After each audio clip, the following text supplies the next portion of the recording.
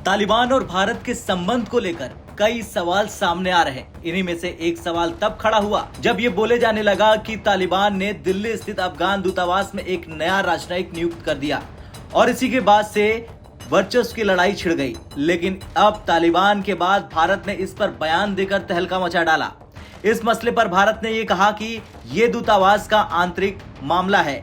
विदेश मंत्रालय के प्रवक्ता अरिंदम बागची ने कहा, हमारे दृष्टिकोण से यह अफगान दूतावास का एक आंतरिक मामला है और हमें उम्मीद है कि वे आंतरिक स्तर पर इसका हल कर लेंगे। अब भारत के इस बयान के सामने आने के बाद ये तो समझ में आ ही गया होगा कि इससे भारत का कोई लेना देना नहीं। हालांकि भारत अफगानिस्तान के लोगों की लगातार मदद कर रहा और दुनिया देख रही कि भारत अफगानिस्तान के लोगों के लिए किस तरह हर संभव मदद कर रहा। लेकिन यहाँ सवाल ये है कि भारत को क्यों देना पड़ा बयान।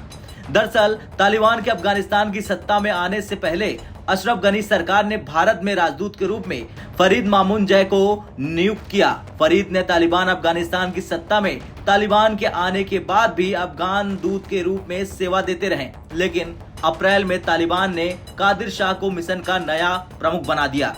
शाह 2020 से अफगान दूतावास में व्यापार दूत के रूप में सेवा दे रहे थे। तालिबान हमले के बाद अशरफ गनी की सरकार चली गई। हालांकि तब से दूतावास की स्थिति स्पष्ट नहीं थी। शायद यही वजह है कि फरीद ने अपने फेसबुक पोस्ट में अफगानिस्तान की मीडिया को जमकर फटकारा।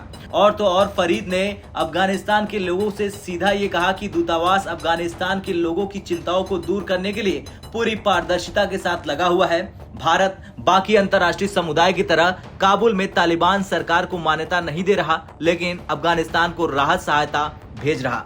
तो वहीं फरीद के नेतृत्व वाले दूतावास ने एक बयान में कहा था कि इस्लामी गणराज्य अफगानिस्तान के दूतावास ने नई दिल्ली स्थित मिशन का प्रभार तालिबान की ओर से संभाल लेने संबंधी एक व्यक्ति के दावे को सिरे से खारिज करता है। और इसी के बाद से एक बार फिर से मामला गर्म हो गया, जिसके बाद जब भारतीय विदेश मंत्रालय के प्रवक्ता से इस पर सवाल किया गया तो उन्होंने साफ कह दिया कि ये अफगानिस्तान का आंतरिक मामला है, वो इसे खुद हल कर लेंगे।